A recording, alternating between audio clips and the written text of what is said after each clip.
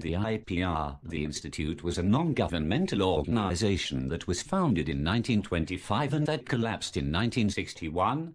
During its lifetime it held a series of biennial conferences, published a journal called Pacific Affairs, and produced a large number of books and pamphlets related to problems of the Pacific Basin. As you said, my interest in the IPR began in the early 1980s as part of my research on another group, the Round Table Movement. It's my understanding that the Round Table Movement was a political pressure group based in London that called for federation of the British Empire. How did your study of the Round Table turn into research on the IPR? It's a complicated story, really. A little earlier in 1980 I had read a short but inflammatory book called None Dare Call It Conspiracy, which warned of forces that were conspiring to create a one-world socialist government. That book had briefly mentioned the Institute as being part of this conspiracy, calling it a front organization for international communism. That's a rather sweeping indictment. Yes, but I was inclined to accept the book's accusation at face value. However, I wasn't content to let the matter rest there. I wanted to look at the sources used by the authors of None Dare Call It Conspiracy to learn more. And what were their sources? Their main source was a Georgetown University professor named Carroll Quigley, who had written a book called Tragedy and Hope. I was able to find a copy of that book, and it was there that I read Quigley's assertions that the Institute of Pacific Relations had been both a communist front and a Round Table front. But that didn't satisfy you either. It did for a time. The trouble with Tragedy and Hope was that there was no documentation to back up what Quigley had argued. I really had to take Quigley's word for whatever he said, and that bothered me. So I started looking for more sources dealing with the Round Table Movement and the Institute of Pacific Relations. What kind of information were you looking for? I was looking for evidence that supported what I already believed to be fact. I thought it was a fact that the IPR was a communist front and that it had been controlled by the Round Table. I really wasn't looking to change my mind about the Institute. So what happened? I decided to find every source I could, from the Institute's founding until its fall in 1961. I was in college at the time, so I spent a lot of time in the periodicals room of the library, where I went through every issue of the American and international periodical indexes to find articles about the Institute. To my surprise, I found a large amount of information, which I copied and then used to write a kind of report on the IPR. Did you reach any conclusions? I did decide that Professor Quigley had gone too far in his characterization of the Institute. There was no conclusive proof that it had been either a Round Table front or a communist front. But I still found it to be an interesting group, and I did think it deserved some of the criticism that it received in the 1950s. Let's go back to the beginning of IPR history and start from there. What exactly was the Institute? The origins of the Institute go back to 1919, just after the end of World War I, when the Young Men's Christian Association developed the idea of holding a conference or a series of meetings to discuss international tensions in the Pacific region. You mean the YMCA? That's right.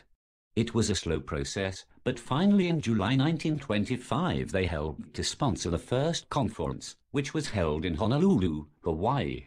Who were the attendees of this conference? The organizer was a man named Frank Atherton, who was a Hawaii businessman. Most of the other attendees were YMCA delegates, labor leaders, journalists, academic leaders, and so on, and they represented most of the countries that either bordered or had territory in the Pacific. Any communists? Not that I'm aware of. The Soviet Union was not represented, and it didn't join the IPR until 1933. How about Round Table members? I was surprised to learn that only one or possibly two Round Table members were at the opening conference. To be honest, I'm not certain that the people I'm thinking of were members. Certainly none of the members of the main Round Table group in London attended, and there was no mention made of the conference in the Round Table Journal.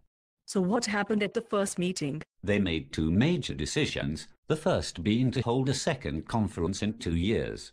They also decided to create a permanent organization that they called the Institute of Pacific Relations, the purpose of which was to study the social, economic, and political conditions of the Pacific so that the various nations and territories of the region could coexist amicably.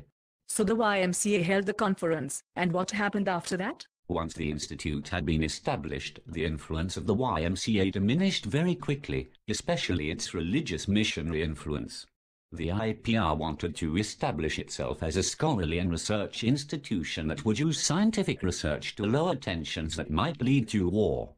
Their other main focus was to organize the institute, and the path they chose was quite interesting. How so? Instead of having a single, monolithic organization, they created a federal structure that reflected the fact that members came from different countries. So, for example, they created an American council, an Australian council, a Japanese council, a Chinese council, and so on. Each member state had its own national council. And what made it even more interesting was that often a pre-existing organization became the national council of its respective country. I see what you mean.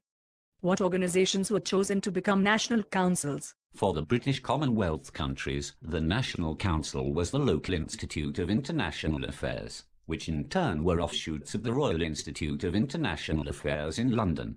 These institutes of international affairs were usually dominated by Round Table members, and that is how the Round Table was able to gain entry into the affairs of the Institute of Pacific Relations. What about in the United States?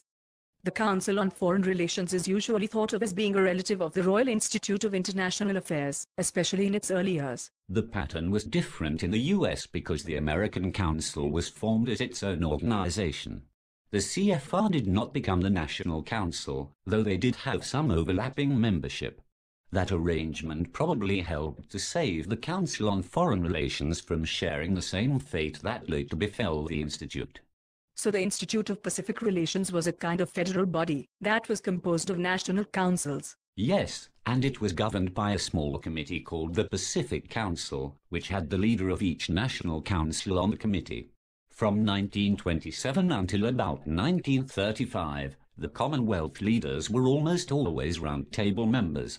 What did the Pacific Council do to run the institute? It planned future conferences. It created a research secretariat to generate data for the conferences, and it directed institute publications. By the late 1920s, they had begun publishing a quarterly journal for the IPR, which was called Pacific Affairs. Tell me more about these conferences. They were the most public element of the institute, and they were held like clockwork every 2 years. In 1927, they held another one in Honolulu, then they had one in Kyoto, they had one in Banff, Canada, and so on. They were very well publicized events with hundreds of participants who included journalists, writers, Asia scholars, labor leaders, and so on. They even held conferences during World War II, though without the participation of a Japanese delegation, of course. After the war, they were even held in Pakistan, which is rather far from the Pacific. Was this such an unusual practice? I would think most organizations would welcome publicity. Usually they do, but the Institute was much more public than the other groups I had studied.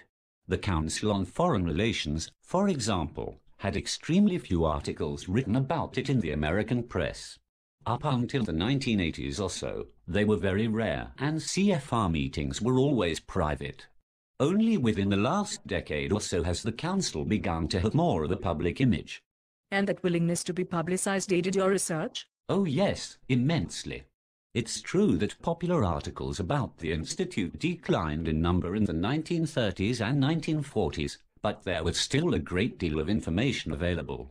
In the 1950s, however, there was a vast number of articles to go through, most of which discussed the Institute's ties to communism.